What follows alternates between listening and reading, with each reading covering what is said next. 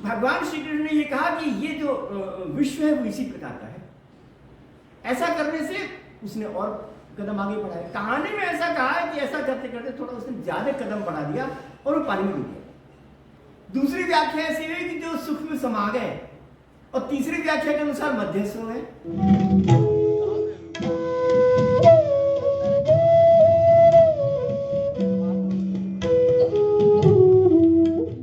प्रिय महानुभाव, आज मैं आपके समक्ष संस्कृत लोकोक्तियां एवं मुहावरे इसके पंचम अंक के रूप में आपके समक्ष प्रस्तुत हूं। आज मेरे समक्ष एक बहुत सुंदर सुभाषित अथवा श्लोक है जो कि प्राय शब्द के गाया और कहा जाता है, और इसका भाव वास्तव में बहुत निगूढ़ है, और वह गीता का श्लोक है। गीता का श्लोक यह है कि ऊर्ध्वमूलम अधः शाखम अश्वत्थम प्राहुरव्ययम्।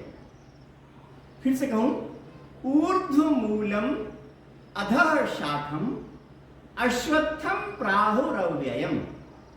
ये गीता का श्लोक है, और इसका सामान्य सा अर्थ है कि एक अश्वत्थ वृक्ष है, वो अव्यय है, सदा से चला आ रहा है, और वो वृक्ष ऐसा है कि उसका मूल माने जो जड़ है वो ऊंचाई की ओर है, और जो उसकी शाखाएं हैं वो नीचे की ओर है, धरती की ओर है।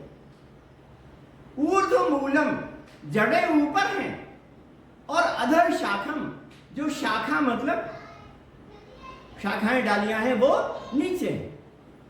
ऐसा अश्वत्थ का वृक्ष है। तो प्रसंगवश व्याख्याकारों ने बताया कि ये अश्वत्थ का वृक्ष कौन है? ये संसार ही है। ये जो विश्व है, ये संसार है, उसका चित्रण यहां पर किया गया है। और यहां पर जिस संसार के चित्रण की बात कही गई है वह काफी समय से या सदा से चला आ रहा है। ऐसा इसलिए कहा है कि हम लोगों की दृष्टि से हम लोग देखते हैं कि ये जो दुनिया है वह हमारे लिए तो सदा से चली आ रही है, हमारे लिए इस दृष्टि से उसको अव्यय कह दिया गया है। और ये जो दुनिया है वो अश्वत्थ, अश्वत्थ माने पीपल का वृक्ष होता है, तो ये पीपल का वृक्ष है। ऐसी यहां पर जो अश्वत्थ है, क्योंकि यहां पर अव्यय कहा गया है, इसलिए अश्वत्थ का मतलब होता है जो अश्व माने घोड़े जिसके नीचे रहते हैं।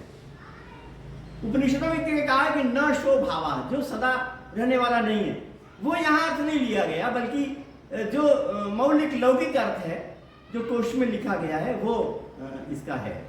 तो ऐसे नाम पड़े थे, किन्हीं वृक्ष के नीचे बंदर रहते हो तो उस पेड़ का नाम कपित्थ पड़ गया था।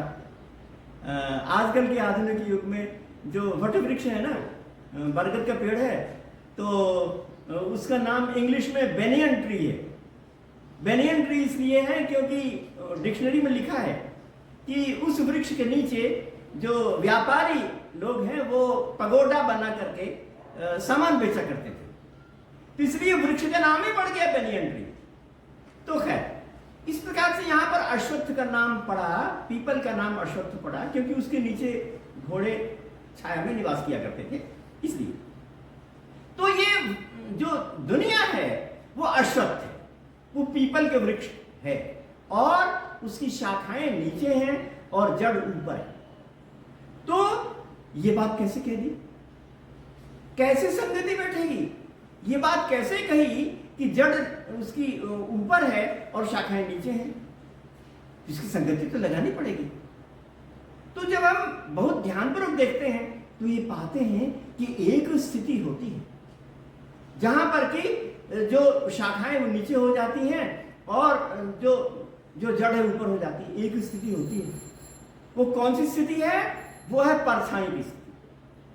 अगर किसी पेड़ की छाया नदी में पड़ रही हो और नदी में उस पेड़ की छाया को देखा जाए तो वैसी स्थिति बनती जैसे कि इस श्लोक में भगवान श्री कृष्ण ने कहा है, वैसी स्थिति बनती है।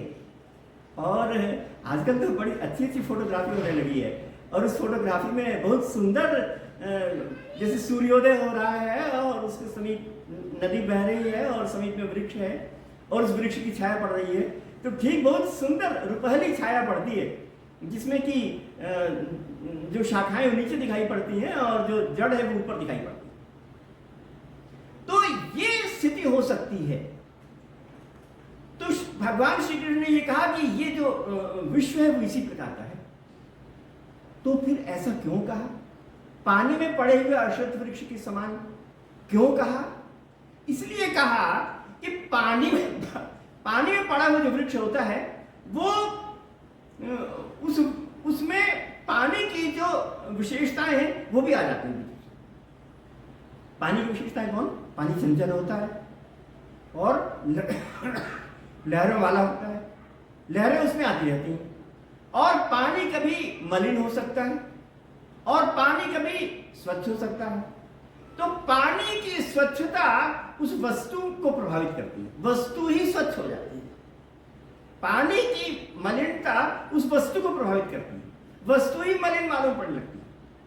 पानी की तरंगशीलता वस्तु को प्रभावित करती है, वस्तु ही तरंगशील हो जाती है। तो जितनी पानी की विशेषताएं हैं वो सब की सब वृक्ष में समा जाती है, और वृक्ष में समाने से हम उसी प्रकार का वृक्ष देखते हैं। जैसे वृक्ष हिल रहा हो, जैसे वृक्ष गंदा हो गया हो या वृक्ष साफ हो गया हो, इत्यादि अनेक प्रकार की बातें हम उन वृक्ष में देखते हैं।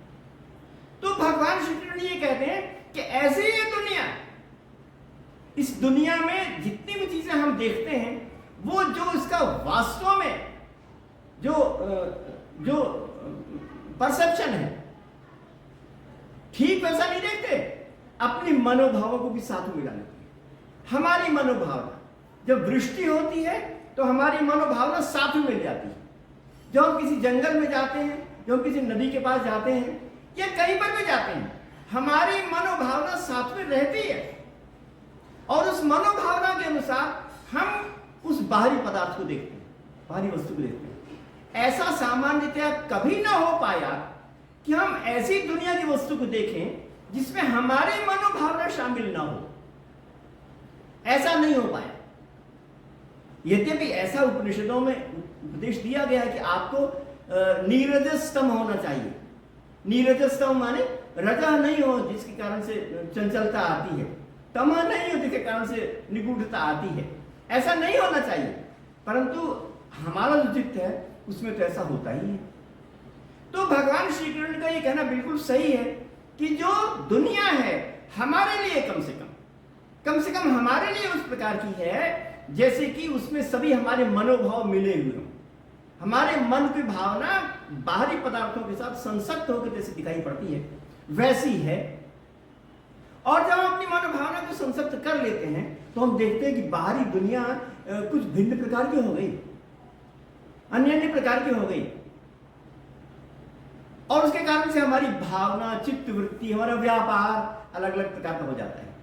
एक छोटी सी कहानी सुनाऊंगा, और वो कहानी ये है कि वो एक पानी नदी थी और उसमें कोई रोटी का टुकड़ा नीचे गिर गया था, और नदी स्वच्छ थी, रोटी का टुकड़ा नीचे गिरा, पानी एकदम स्वच्छ था तो वो रोटी का टुकड़ा नीचे दिखाई पड़ रहा था। तो एक कुत्ता आया और उसने उस टुकड़े को देखा। उसने कहा कि रोटी का टुकड़ा यहीं पर तो है, लाओ इसमें थोड़ा सा अपना पैर लगाते हैं तो वो मिल जाएगी रोटी। तो उसने पैर जरा सा लगाया और उसमें तरंगे आने लगी। तरंगे होने के कारण से ऐसा लगा मानो रोटी का टुकड़ा थोड़ा सा आगे बढ़ गया हो।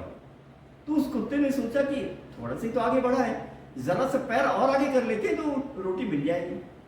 ऐसा करने से उसने और कदम आगे बढ़ाया। कहानी में ऐसा कहा है कि ऐसा करते करते थोड़ा उसने ज्यादा कदम बढ़ा दिया और वो पानी में डूब गया।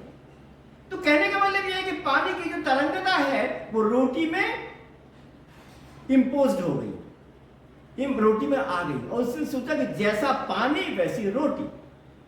हम अपनी पूरी दुनिया में ऐसी देखते हैं, जैसी मेरी मनोभावना उसी प्रकार से हम हैं। प्रत्येक मनुष्य अपनी मनोभावना के अनुसार उसका विश्व भिन्न भिन्न प्रकार का होता है। वेद में कहा है निहारेण प्रवृत्ता जल्प्या। उसका अर्थ यह है कि अगर सर्दी का समय हो, कोहरे का समय हो, तो कोहरे के समय में कोई आदमी खड़ा हुआ हो, मुश्किल से 4 या 5 फुट की दूरी पर उसको दिख रही हो चीज, तो उस 4-5 फुट की दूरी पर एक परिधि बन जाती है। तो परिधि बनने पर उसको उतना ही दिखता है, आगे वाला नहीं दिखता। और जब आगे बढ़ता है तो फिर 4-5 फुट की परिधि बन जाती है। प्रत्येक मनुष्य उस कोहरे में बैठा हुआ है और सोचता है कि इतना ही है पूरी दुनिया और ऐसी ही है पूरी दुनिया, ऐसा वो सोचता है। तो इस प्रकार से यह इस श्लोक में ये बातें कही गई। प्रत्येक मनुष्य का अपने अपना जो सोच है ना, उसके चिंतन के अनुसार किस किस प्रकार से वस्तु बदल जाती है। एक कहानी है, एक कहानी में ये कहा है कि एक राजा था, उसकी जो राजकुमारी थी, उसका एक हार था और वो हार जो है वो किसी कारण से ऊपर से नीचे गिरा और टूट गया। तो टूटने पर कहानी में कहा है कि राजकुमारी रोने लगी कि मेरा हार इतना कीमती था, वो टूट गया। मगर फिर उस कहानी में कहा कि जो राजकुमार है ना, उसको खुशी हो गई कि अगर वो हार टूट गया तो एक सोने का टुकड़े के समान हो गया, तो उस टुकड़े से वो खुद अपने लिए कोई ना कोई चीज बनवा लेगा। ऐसा सोच के राजकुमार को खुशी हो गई। और जो प्रेक्षक था, जो दोनों को देख रहा था, उसको ना तो खुशी हुई और ना दुख हुआ, कुछ भी नहीं हुआ, दोनों मध्यस्थ था। तो काम तो एक ही हुआ ना, काम तो एक ही हुआ कि हार टूट गया, मगर उसकी व्याख्या कितने प्रकार से हुई।